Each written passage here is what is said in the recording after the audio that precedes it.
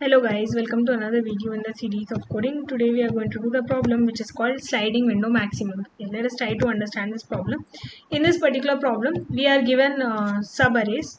Let's say we are given k is equal to 4. So we have to form all the subarrays of length 4 and list down the maximum. Okay, let's take example.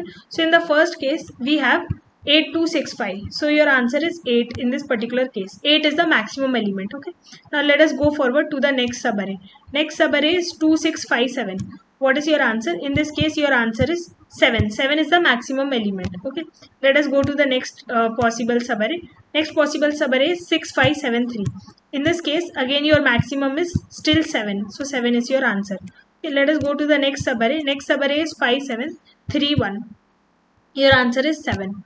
Let us go to the next possible subarray. So next subarray is 7314. In this case, the maximum element is 7. 7 is your answer. Let us go to the next possible subarray, 3149. So your answer is 9 in this case. So these are your maximum answers, right? So this is the final answer vector that you want to return. You have traversed all the subarrays, found out the maximum and returned this answer. Now the brute force approach of this is going to be what time complexity? Let's calculate. So what we are doing, we are calculating all the subarrays, visiting all the items in the subarray and returning the answer in the brute force approach. What is your n? 1, 2, 3, 4, 5, 6, 7, 8, 9. N is 9. And what are the size of the subarray that you are forming? 1, 2, 3, 4, 5, 6. Right? So when you have n sized, what you are doing? N minus 4 is 5. 5 plus 1 is 6. So n minus k, okay, n minus k plus 1 will be the size of your S, right? So this is how you are getting 6 elements, right? So this will be the number of subarrays, right? This is the number of subarrays. Now what you are doing for each subarray, you are again visiting all the elements. So you are multiplying by k, right?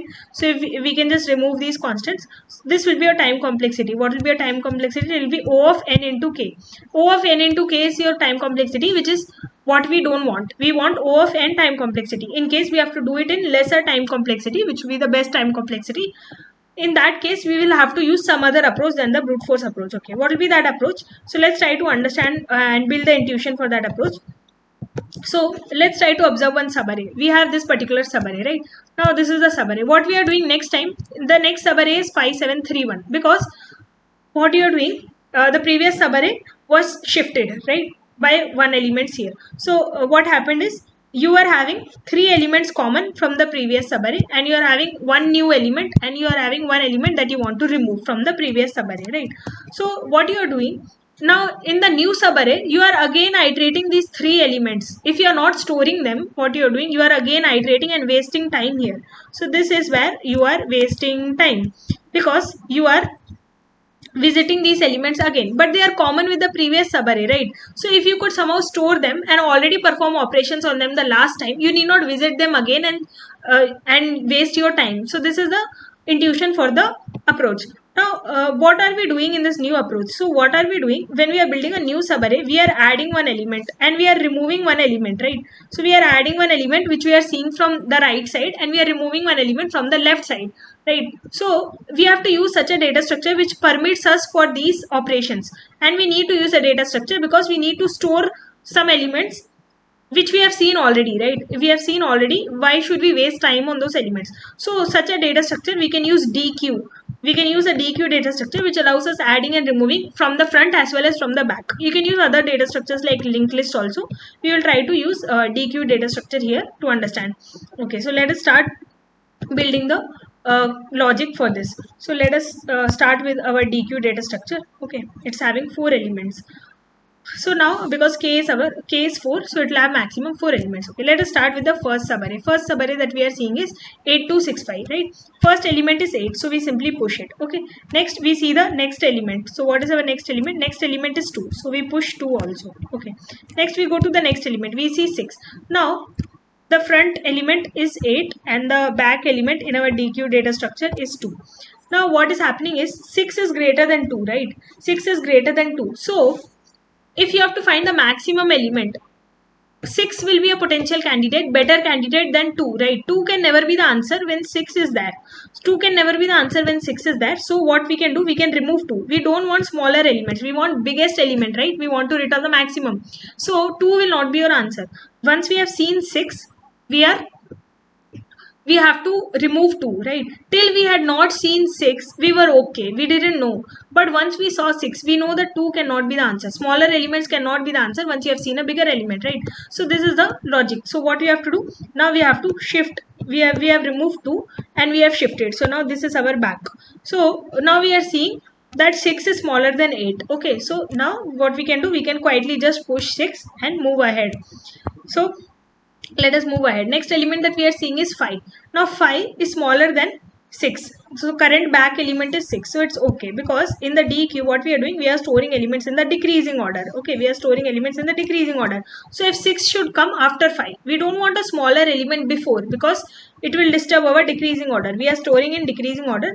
So we can store 5 behind. Okay, once we see that 6 is greater than 5, we can simply store 5 behind and we can move forward. Okay, so let us move forward.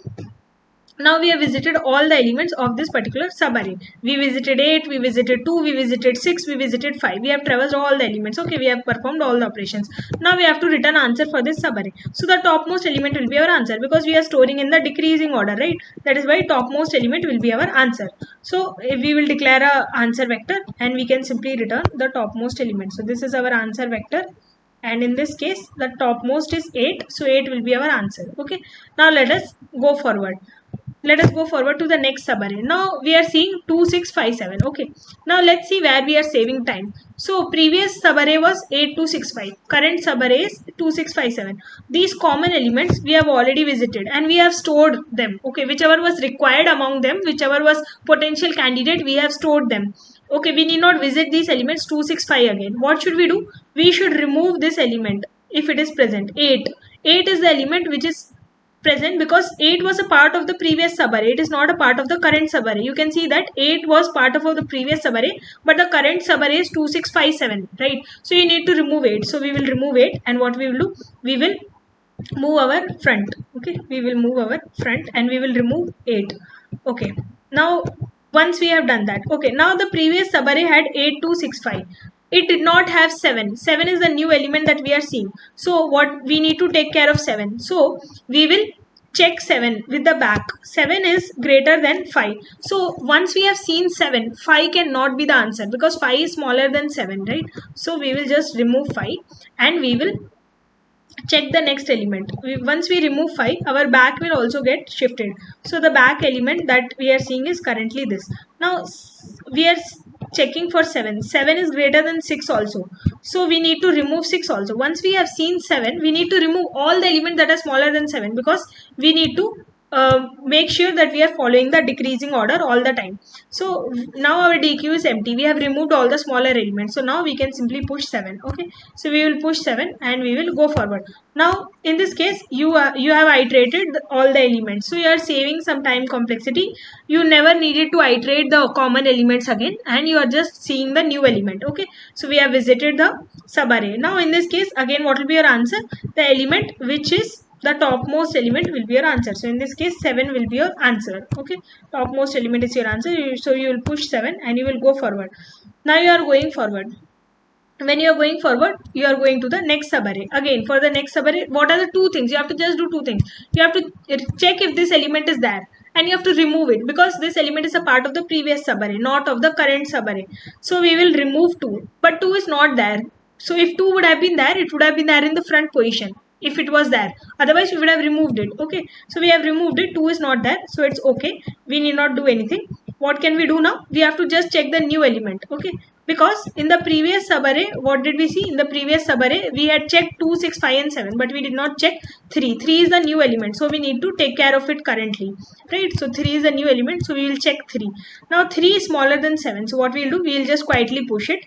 We need not do anything. It is maintaining the decreasing order. Okay, and now we will just move forward. So we have visited all the elements. Which is the topmost element? Topmost element is 7. So what we will do? We will just store 7 here quietly and we will move forward. Okay. So let us move forward. Now in this particular case, let us go to the next subarray, because we have visited all these elements. So the next subarray that is there after this will be 5731. Okay, 5731. Now the new element that you are seeing is 1. Okay, also you have to check if 6 is there. 6 is not there, so you need not worry about removing anything.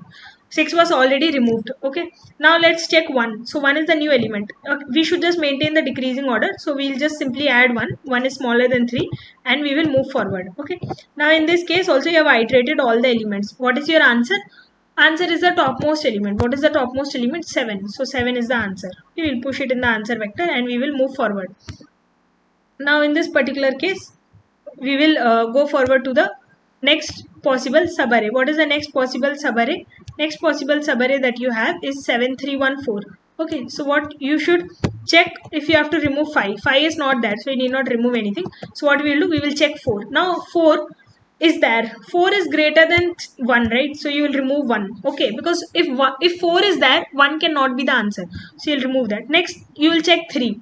3 is also smaller than 4, so remove 3. Okay, next check 7.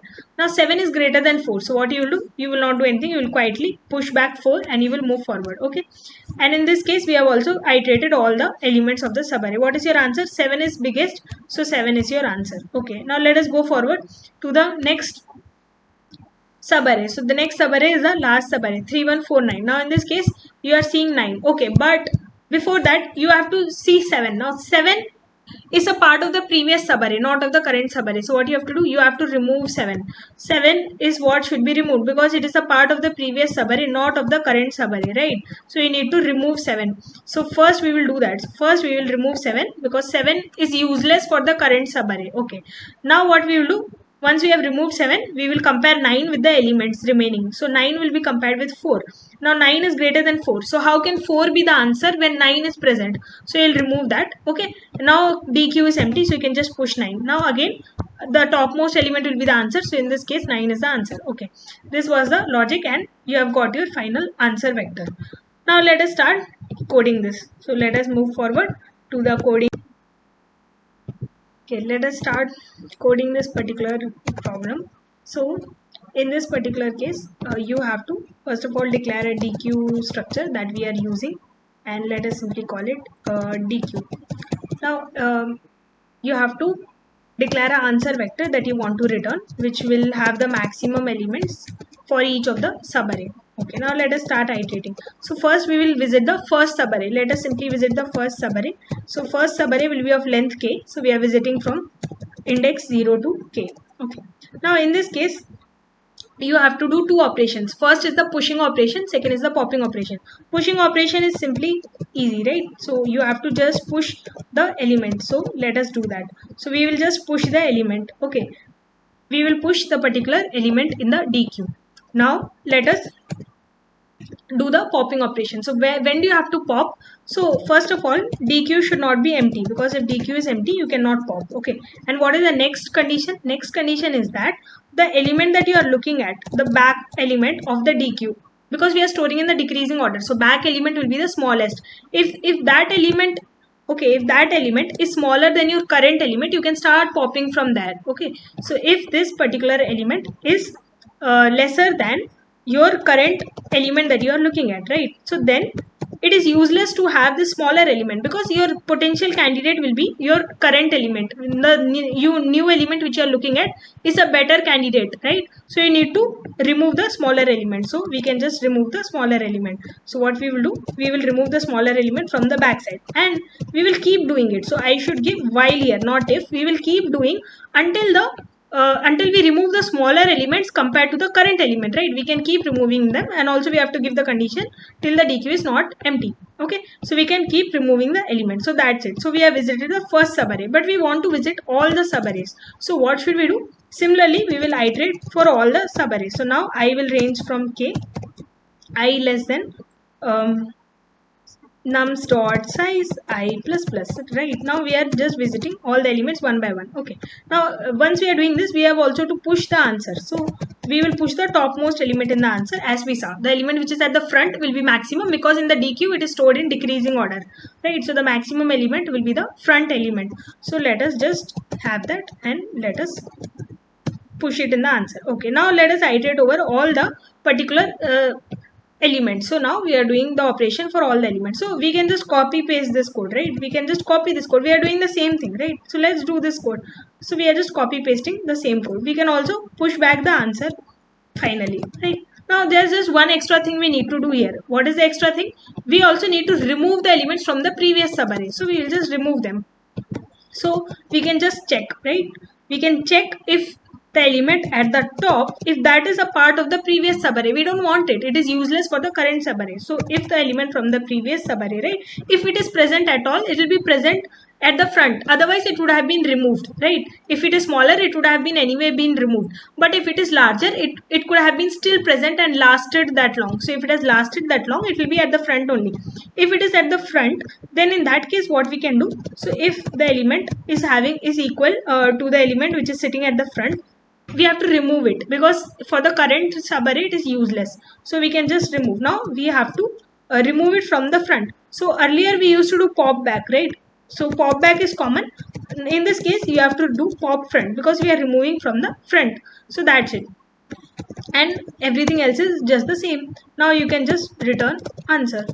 So we can return our answer, and let me just run this code and see if it is working.